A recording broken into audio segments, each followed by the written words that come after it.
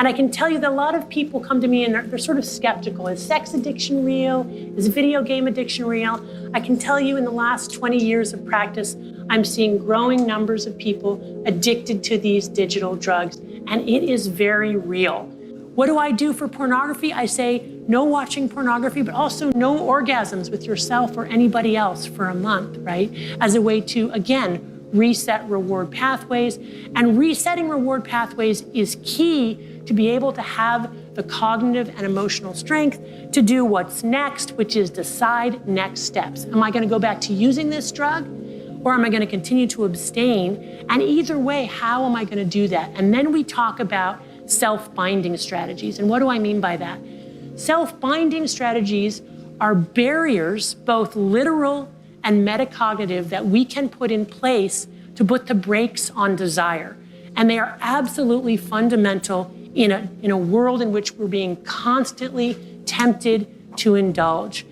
Self-binding means things like not keeping your drug in your house, or not keeping your drug in your room, or making sure if you're going to use in moderation, you only use on special occasions, and then don't populate your calendar with a special occasion every night. The natural history of their addiction is exactly the same as addiction to drugs and alcohol. They increase their use over time. They need more of the drug, more potent forms of the drug. It starts to affect their mood, their motivation. They become suicidal, despondent, incredible shame. And then when they get away from that drug and abstain for long enough to get their prefrontal cortex back online and to reassert homeostasis, they feel so much better. So what can we do about it?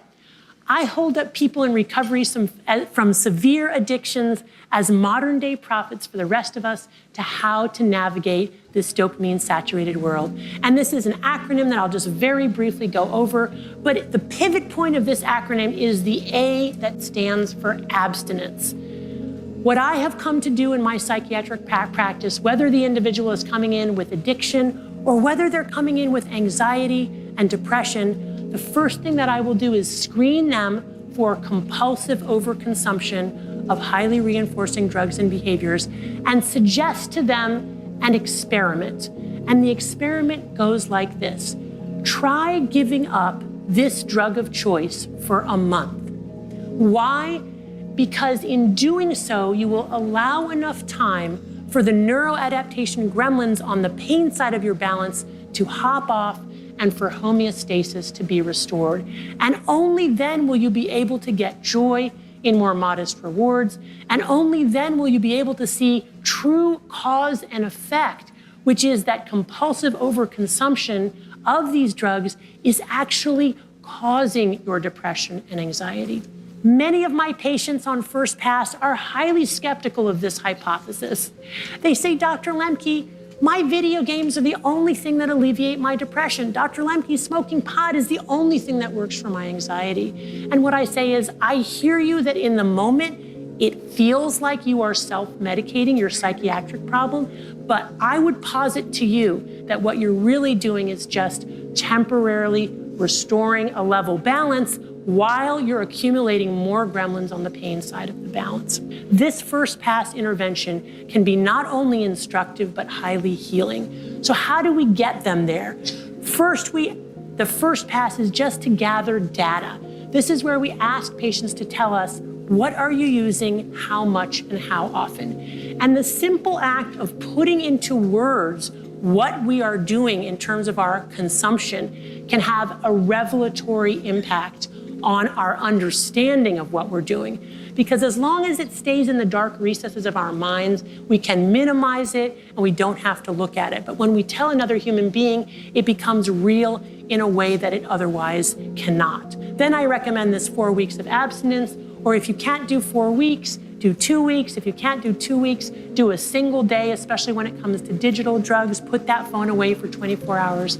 But in general, the data, however limited, shows that it takes on average 4 weeks of abstinence in order to reset brain reward pathways and be able to experience pleasure in more modest rewards.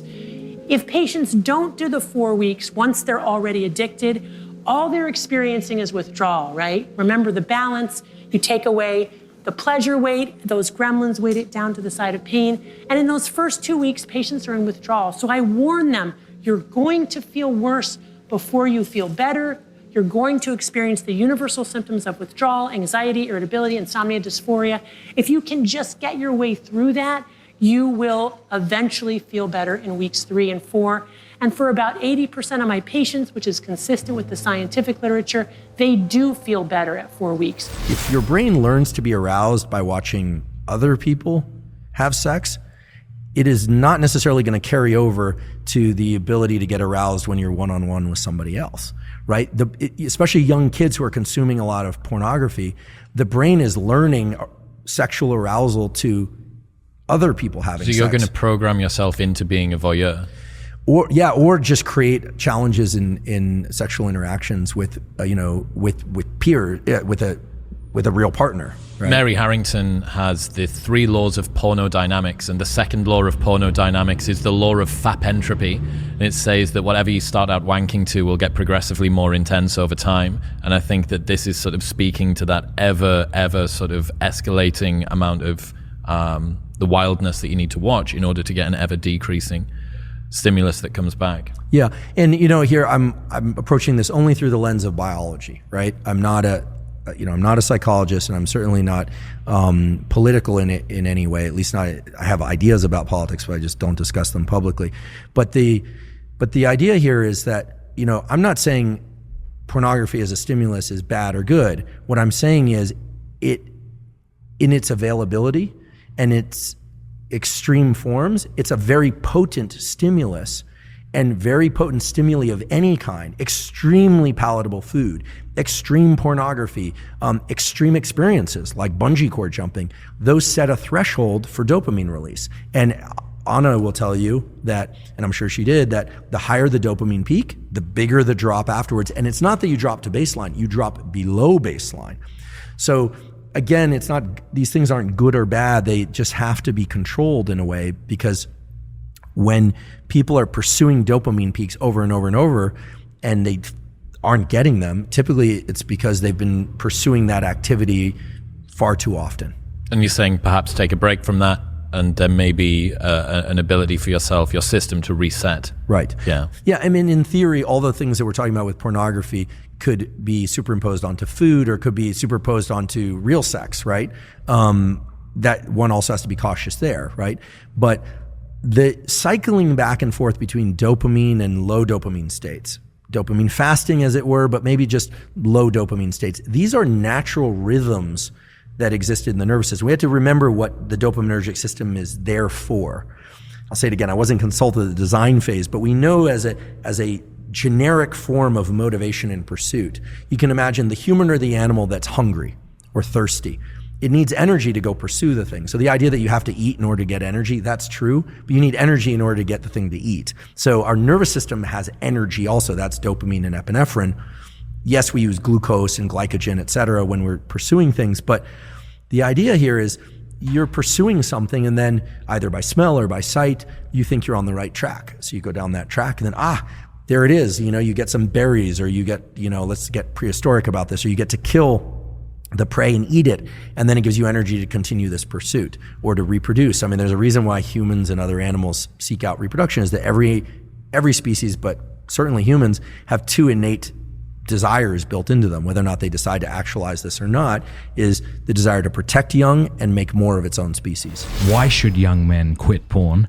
And then what's your advice to young men who feel like it's just inevitable? Like, I started when I was young. I've tried all the tricks and tips. I don't know how to stop. I keep promising myself I'll stop, only to go back like a dog to its vomit. So first of all, why should they think about quitting porn first of all? Well, no one ever quits anything. They replace it with something better. Okay. Right. I mean, so let's say alcoholism. Let's start with alcoholism. Well, why do people drink? Well, if you like alcohol, that's a stupid question. Like, I really liked alcohol. It was pretty bloody obvious why I drank. Why? Well, it made my social relationships feel closer. Yeah. It woke me up. It quelled my anxiety. Mm-hmm. And it knocked out the part of my mind that was concerned with future consequences. So it was like impulse city. So, like, you don't need an explanation for that. And some people are particularly susceptible to that alcohol effect. I had a colleague named Frank Irvin back at McGill, and he had a monkey ranch on St. Kitts, green monkeys, vervets, if I remember correctly. I think that's what they are. And he'd feed them rum and Coke. 5% of them would drink Tacoma on first exposure. Okay. Right, 5%. It was like, alcohol? Huh. Just like Barney Gumble in The Simpsons. Where have you been all my life? Yes. Right. Well, so how do people quit drinking? Well, no treatment centers work. Really? No. But people do quit. The most reliable cure for alcoholism is religious transformation. And that's been known even among the secular, what would you say, psychiatrists for like 80 years. Well, what happens when you decide you're going to do something other than drink? Okay. You got to get rid of all your friends, because all your friends are drunks, right? You got to get rid of probably a fair chunk of your family. All of your social habits are wrong, every single one of them. Everything you do that isn't work, that's alcohol related, that's your life, all that has to be replaced. You need a replacement. So I would say to young men who are listening to this podcast, for example, if you want to stop engaging in a self-destructive, impulsive, and juvenile habit, whatever it is, make a plan. What are you being called to? Why are you plagued by doubts about the appropriateness of your behavior? Well, because something is beckoning to you. Well, what? An unrealized vision. Here's the deal. 5 years from now, you can be who you would like to be, and you can have what you need within the bounds of reason, if you specify it.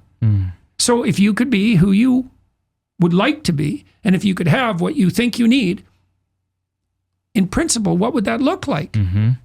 Well, you start specify targets. So we say, well, write it down for 15 minutes. Don't get too self-critical. Just think, we ask questions. Who do you admire and why? And what do you think you need and why? And what would you want if you could have it? Then we have people do the reverse. Okay, now picture yourself 5 years out, and you've let your bad habits take full control, but you're 5 years older. Right. So what does that look like? Yeah. Well, it should be scary. Like, what's the little hell your whims are aiming at? So what are you? You're the 35-year-old creep at the bachelor party who's still involved with pornography, who still has the mind of a 16-year-old and is getting kind of perverse around the edges because everything he watches is getting a little more brutal. Right? You're that kind of scum rat creep. That's your destiny. You want that? Think about it. Think about exactly what sort of hell you'd involve yourself in. You bloody well know where your bad habits are likely to. Some people that end up on the street. Some people that women end up as hookers. There's addiction. There's pimping. There's what? There's like brutal cynicism. There's lots of hells. You have yours. You can be sure of that, where your temptation would lead you. You want to think that through and decide if that's where you want to go. And then when you're tempted, you can think, oh, that's a pathway to hell. Maybe no. Right? You need both of those. That's why in the archetypal realm, the moral landscape is anchored with heaven and hell. You need something to run the hell away from. Yeah. Right? Because that avoidance motivation, all that negative emotion, that's really useful. Okay. Like anger's part of that too. You want to have that behind you. Damn right. You want your fear, you want Satan behind you, pushing you forward. Okay. Right? Exactly. Not in front of you, barring your way. But there needs to be something to run to. Well, that's the other thing, is that gives you incentive, pleasure, and that's exactly what drugs do. That's also what pornography does. Like technically, you experience a dopaminergic release in relationship to a goal.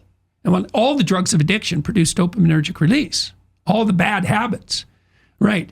You got to replace that. Well, with what? Movement towards a valid goal. Well, what's your goal? Like, if you could have what you wanted, what would it look like? Think about it, vision it, envision it, imagine it, let it reveal itself to you, right? How would you like to structure your friendships? What would you like to do to put your family in order? How would you aim with regard to your career? How would you educate yourself? How would you take care of yourself mentally and physically, assuming you were, trying to do what was good for you, like you liked yourself, which is a very difficult thing to pull off. How could you serve your community? I came the other night, I came back home and my beloved one was watching some cultural junk. She was watching a karaoke show auditions, the one with the chairs spinning. And we don't have a TV set back home, okay? We don't have a TV set back home, but only because it allows us to falsely present ourselves as deep and profound people. Wait, I know, no, I never heard of that. Mastectomy, who? Angelina, no, we don't have a TV. We watch every cultural junk possible, okay? Not me, not her, we don't contemplate about l'existence. We download stuff. And we download all cultural junk. So I'm watching this 20 minutes karaoke show, and it was so boring and tedious, okay? 2 minutes talking, 4 minutes blabbering about it. I lost patience after like 20 minutes, and I went off to take a shower. And the most interesting part was in the shower, because what I found out there was myself in my most pathetic ever. I'm going to share it with you. I want to feel that you actually accept me and love me, so I have to share my most pathetic, and you have to accept it now. I don't know until I got over myself if it took me, 5, 7, 10 minutes to realize that I'm standing under the water in the shower, pondering severely what would have been my song for the auditions. Deep and profound, mind you. I won't be doing this Rihanna, Lady Gaga, I'll be doing Mercedes Sosa, Como un pájaro libre. I'll be doing a cover for Bob Dylan's Blind Willie McTell. Ain't that deep and profound? I had to realize that I'm an idiot because I have no talent for music. More than that, I never wanted to be neither a musician nor a singer-songwriter. This was never a part of my inner world of wishes. Okay, but I'm a human being. What can I do? I was watching that for 20 minutes. It entered my brain for a while. So if we take this example and we just try to measure or estimate the impact of 20 minutes of watching no matter what, how it invades our mind and conquer our wantings and desires, let's just try to imagine, or I can share with you orally, what is the impact of 20 minutes of watching porn once, twice a week, nothing unmoderated? It's overtaking. And porn is in our households whether we want it or not, and I believe that it does not agree with our well-being. And because we have internet in the Western world all over the place, almost in every cellular phone now, we've got 90% of 12-year-olds watching porn on a regular basis. And it has both an addictive effect and a paralyzing effect. It's addictive because we develop somewhat of a dependency in porn, but the paralyzing part is because, mainly for young boys and men, because porn is teaching us that as a man, you are solely valued in sex by having a large penis and an eternal erection. According to porn, being a valuable sexual partner does not relate with being sensual, passionate, attentive, generous, well-coordinated. None of the above. It is all about large penis and eternal sunshine, which we don't possess. So boys become paralyzed, and if they don't become paralyzed by watching porn, very often they turn into imitators of what they saw, which means they become aggressors. Aggressors, even when emotion is involved. Like, there is so much sexual abuse going on nowadays within the confines of what we perceive from the outside as beautiful teenage love stories or healthy adult relationships. Because we don't really talk about sex. We just see it all over the place. We don't really talk about it. So what goes on in the confines of a certain room, but these are all sexual mutations that happens. If we talk about women, it's not only that, but young girls and women get the message, not only from hardcore porn, but from our porn-influenced mainstream culture. Have you seen any Miley Cyrus, Lady Gaga video clip, commercials? That's porn with clothes on it. So girls get this notion that if you want to be worthy of love, first and foremost, you have to be worthy of sexual desire. And now, the definition of sexual desire almost equals be like a porn star. So I work in dozens and dozens of high schools and junior highs. In every single one of these schools, I find girls that at a certain point agreed to be documented in an intimate situation because they wanted to please some guy that they had feelings for. And this guy misappropriated their trust. Always same story, so he sells it on WhatsApp application or on the web, in the internet. And normally nobody even addresses him in terms of moral. But it is always girls that suffer from shaming and mortification. They can change school, they drop out normally, change school, move to another city, and still be haunted on social networks. They develop clinical depressions, severe eating disorders, as if we don't have enough reasons in our culture to develop eating disorders. They become so isolated socially So some of them, like Amanda Todd, rest in peace, some of them actually commit suicide because they find no more value in life or in themselves. So porn is not only in our house, it is a capital case. It is not a minor phenomenon in our society. It is a question of life and death sometimes. It is mainly a question of life and death for the people who participate in porn, because porn is not an embodiment of freedom of speech, freedom of occupation, blah, blah, blah. No, it's an embodiment of sex exploitation working side by side with human traffic, raping, pimping, solicitation. For every one porn star with a book contract or a production company, we've got hundreds of thousands of women and girls who does not survive out there. Literally, they just don't make it. The sex industry just how do you say, chews them up and spits them back into brothels, into hooking in the street, escorting, massage parlors with happy or unhappy ending, depends who you ask. Actually, there's this scene in that movie, that show, remember Succession? Yes. A show that it's all about dopamine. This family of rich brats who are completely corrupt. Everything's about more. Dopamine has been called in a book, I forget the author, the molecule of more. It's all about wanting more. And there's this dreadfully sad scene where they go out to play, I think it was like a baseball game or something, and they bring their garden help. And they take the kid and they say, hey, if you can hit a home run, these people's kids, people are clearly, and they say, if you hit a home run, you have $1 million. And you see the anticipation. This would transform these kids and their parents' life. And then he doesn't get the $1 million. And they give him like some watch that's probably worth $25,000.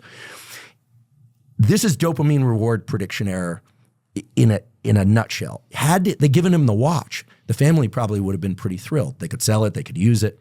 Had they not been involved in the game, their dopamine is the same as when they go home at night. But they had a chance at $1 million.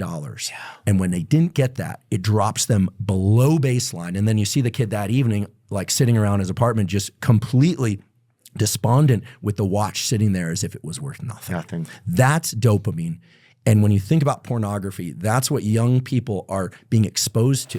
Is it just urbanization, or what is it that has allowed men to be, I guess, a lot more disconnected, isolated, and much harder to form friendships and meaningful same-sex relationships? This is a gross generalization, but I think it holds. That women form relationships kneecap to kneecap, and men form relationships shoulder to shoulder. And so the old barn raisins, we don't have them anymore. We just hire somebody, or we don't even have a barn, and we don't do hard things together. They're going to benefit you and benefit me, which in turn benefit all of us. We just go to our cubicle every day. So I'm in my car. We even built special roads on our highways that's like, hey, if you'll just get another person to ride with you to work, we'll let you get there 45 minutes faster. And most people are like, nah, I'll just go by myself, right? And so we have this pseudo relationships, millions of people in America. Their bodies, their nervous system knows Joe Rogan better than they know their next door neighbor, because we just put our headphones in and we consume. People listen to this interaction you and I are having, and their bodies are like, I know those guys. I'm good on the relational front. And then you go to your cubicle and you put your headphones on and you do your job, and then you go home and you let other people fight wars for you.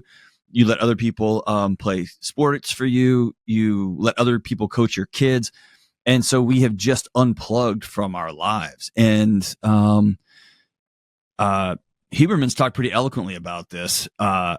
Your body has to have something to push against neurochemically so that it can grow on the back end. The way I'll say it is, when you go to the gym, you have to put weight on the bar or you will never get stronger. If you pull all the weight off the bar, you're never going to get stronger. And so you go to the gym, you got to load it up, and we have to do that with our lives. And if we don't do that with our lives, and we don't do that with other people, your entire social network internally just atrophies. It just goes away.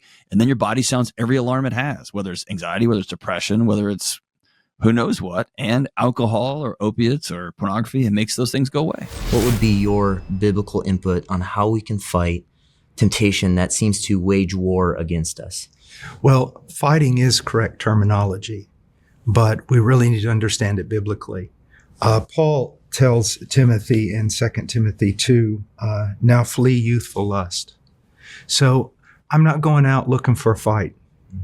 following what we see throughout the book of Proverbs, I am going to fear sin.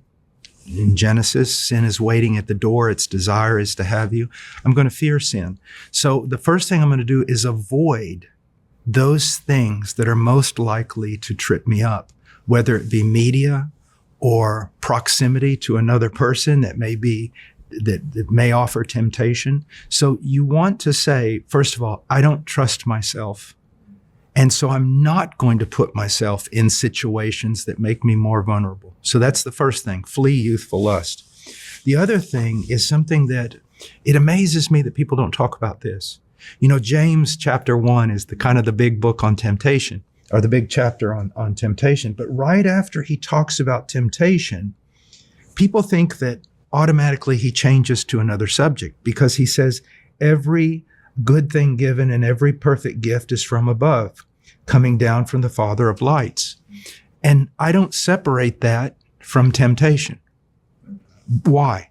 Because I believe that the greatest motivation for avoiding temptation and fighting temptation is this: everything that the world, everything that the devil can offer me is a counterfeit that eventually will become like gravel in my gut. A young man, let's say, he desires a relationship with a young woman. He desires intimacy. That's normal. That's biblical.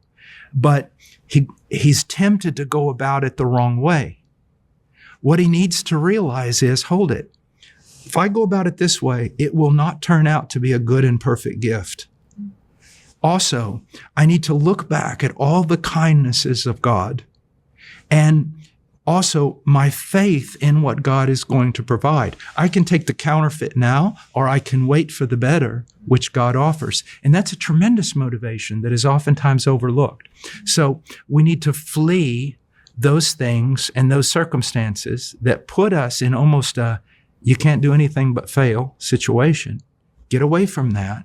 But also look at the goodness of God, realize that in his sovereignty and his omniscience, he knows that many of our desires that can be perverted are actual in themselves good desires, and he has a plan for them. Can you talk just briefly on the extent of what Paul is including when he says make no provision for the flesh? You said media, other things that might cause us to be tempted. Right. Talk about the radical nature of no provision. Right. First of all, we need to be careful about that. Why? Because some people say, okay, I'll make no provision for the flesh, and that's true. But none of this works unless, as a life discipline, first of all, we must be regenerate. We must be Christians. You know, you can fight sin. I know lost people who fight sin, and they're not very successful.